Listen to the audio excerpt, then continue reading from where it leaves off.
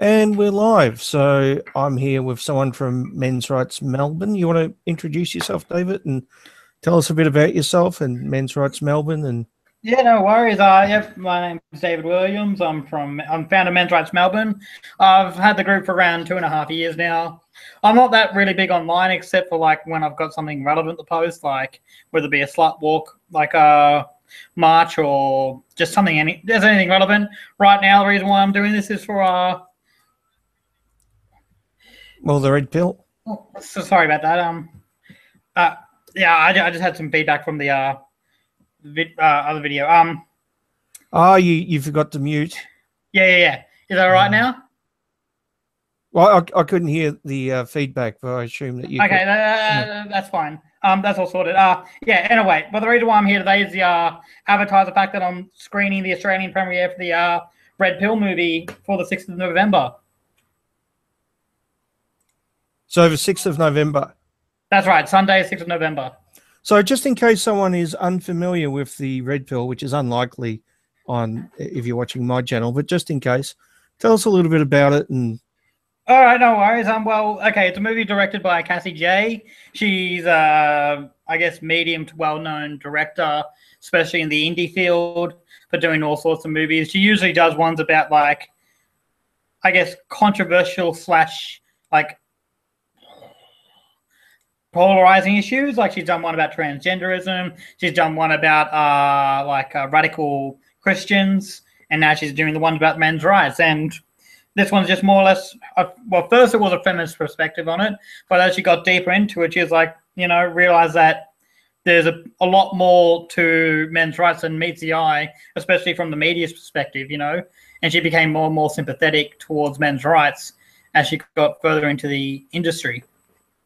Yeah, well, that seems to be the case. I mean, I haven't seen the documentary yet, but it certainly seems to be the case that she started with a preconceived notion of what the men's rights movement is, and then by the end of it, she'd completely changed her opinion. Yeah, and I've only spoken to the one of the producers, Anna Laherg, I think that's how you pronounce her name, and she seemed like to be on the similar perspective where I think she was at one point of the regular idea from the media that we, all men's rights are kind of cave-dwelling monsters, and realize most of that. Yeah, exactly. Yeah, I'm a cave-dwelling monster, but I'm a kind one. Well, yeah, we can't discriminate against cave-dwelling monsters, can we? That's right. So hopefully the movie is fair and unbiased. It definitely seems to be what we're getting from it. Yeah. Although I won't judge until I've seen it though.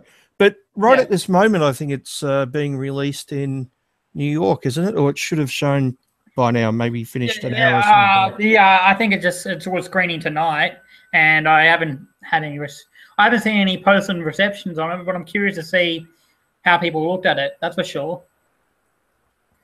Yeah, I saw Karen and Alison go in live before, so that was, I don't know, maybe 2 or 3 hours ago. So it would have been shown by now, would have finished. Yeah, I think it lasts 90 minutes, so it's definitely would have finished by now. But I think we have to wait probably a day or so before we get any idea of how it went. It's either going to be really, really good or really, really bad. I think Karen was going to do an after talk, and I think Michael Kimmel was going to be there too. Oh, cool. You know Michael Kimmel? Yeah, I know Michael Kimmel. Unfortunately. Yeah, exactly. So this movie struggled with funding at one point. Oh, well, yeah, let's talk about that. Because the whole idea was the original, I guess, pursuit of the movie was to be not necessarily a hit piece, but more of a look into the dark underbelly, and as Cassie J's, I guess, perspective changed and her direction of the documentary changed, the people who were funding the movie were like, wait a minute, we're not going to, that's not what we agreed on. So they took her funding away, about halfway through it, which meant she had to get her funding through Kickstarter. And didn't they offer to fund the whole thing if they had the final cut? yeah, well, that's the idea exactly. Their thing was that if we doesn't can sound control biased at all, does it? no, not at all. You know, and when she's like, no, wait a minute, and especially when she was showing, I guess, empathy for the people that she was interviewing, they really were concerned about having control, you know, final cut of the film, and she was absolutely against that. So yeah, it should be interesting to see. Like I said, I'm hoping it's really unbiased and informative, and I don't mind fair criticism if there's any fair criticism to be made. Well, there's going to be a lot of embarrassed people if it is, you know, unfair criticism, because Milo backed it a lot, Paul Elan, Will Farrell, all your biggest MRAs have really strongly backed it. So if it is unfair, there's going to be a lot of egg on a lot of people's faces, including mine. Well, you're shilling for people to go see it, so I guess exactly. But I can't imagine that though. I think it's going to be fair, and I think if there is any criticism, it will be fair criticism.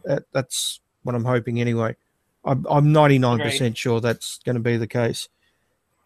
But either way, it should be good to get you know, the message out for the men's rights movement. So yeah, exactly. Especially after this premiere shoots, I'm gonna because then I guess the media would have seen a little bit more. So I'm gonna send this to the media and let them re-invite them to, and hopefully that gains some interest. But yeah, I don't know. Sorry, I don't know where to go with this. It's a bit of a weird thing to talk about. So all right, tell us how did you get the rights to show it? Oh, that's an interesting story. I have a friend of mine. He'd rather say anonymous, but he was one of the backers. He backed $1,000 to the Kickstarter, right? Which gives him the rights to screen it one time. And he's known me pretty well for, you know, a couple of years now. And he was like, well, hey, Dave, you know, you're past the Men's Rights Melbourne. Why don't you screen it? And I was like, how do you screen a movie? So, you know, I guess we both worked on that pretty hard, you know, doing all the things, booking the theater, getting the film, getting the rides, getting the reception, doing all the whole kit and caboodle. And yeah, so basically, how big a job is that? I've never done anything like that. I'm just curious.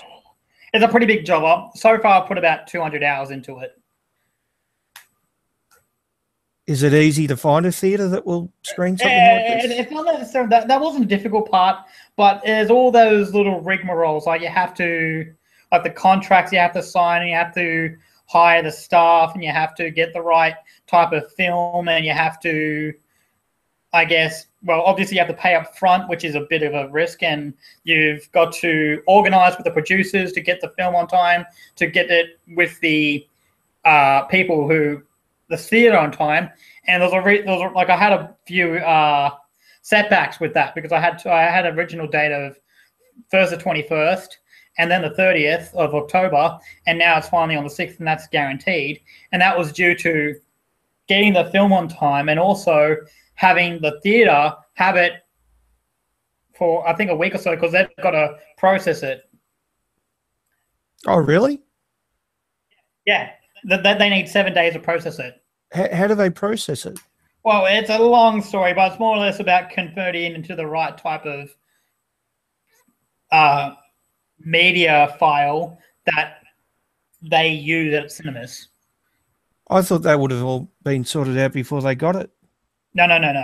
That's kind of part of how I guess cinema makes money from little guys like us wanting to screen a film one time. They go, well, they add all these little extra fees to make it, which I think is fair enough, because there's a lot of work involved. But you know, and it's not like they're going to make a lot of money out of it. So, you know, they're just going to make that, you know, break even at best.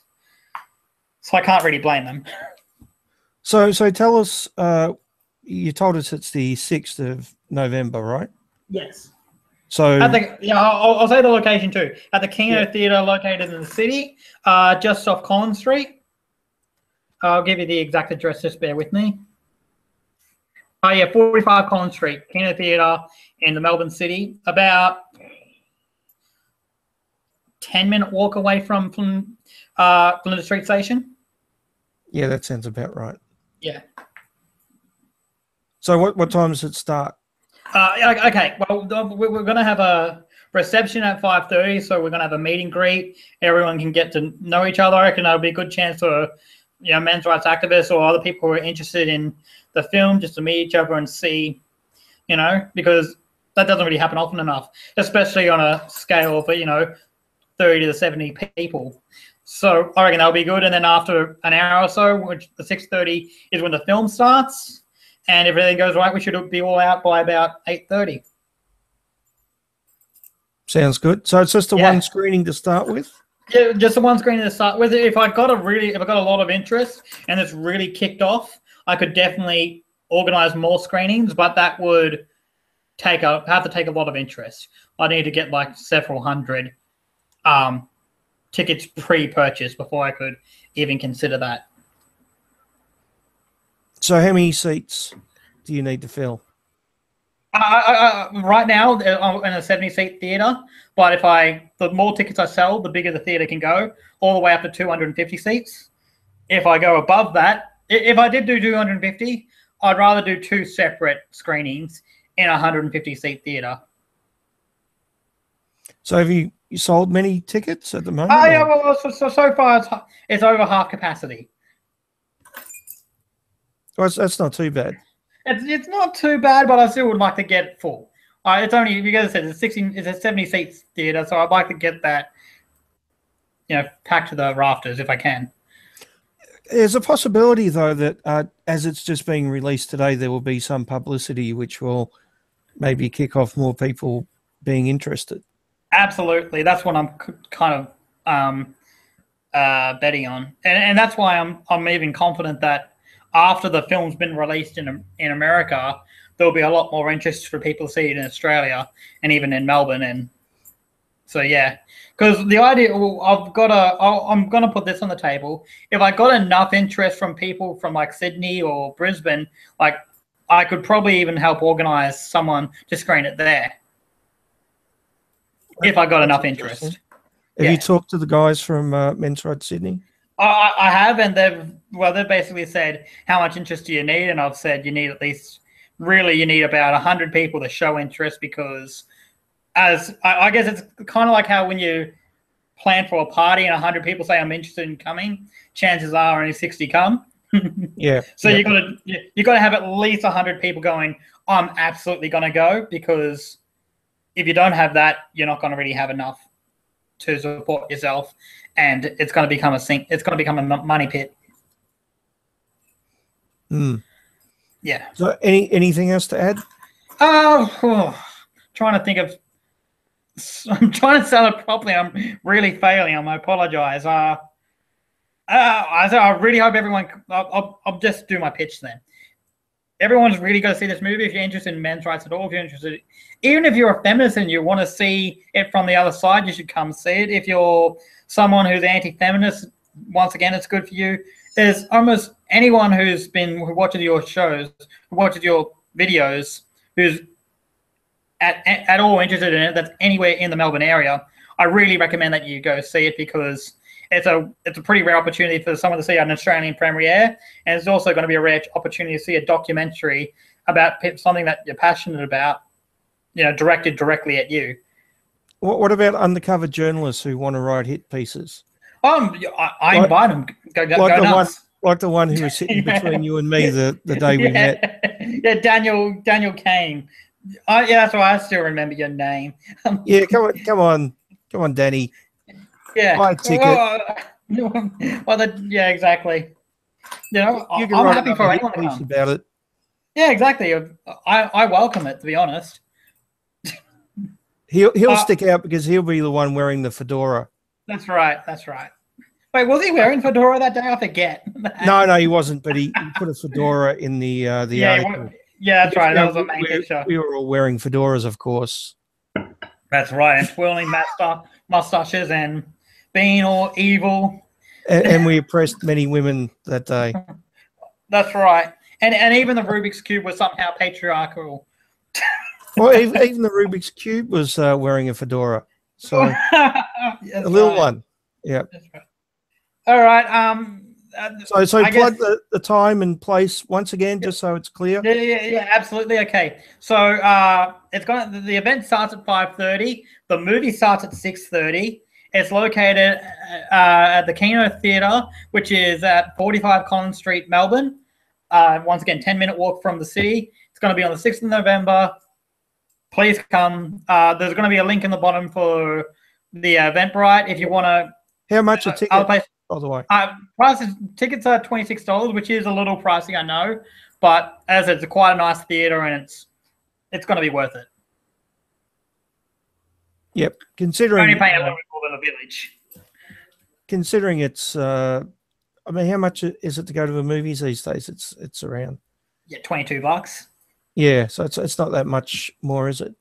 No, it's not. And as I said, you're getting a rare opportunity. You're getting to see, the movie, be the first people to see a movie in Australia. How often do you get the chance to do that?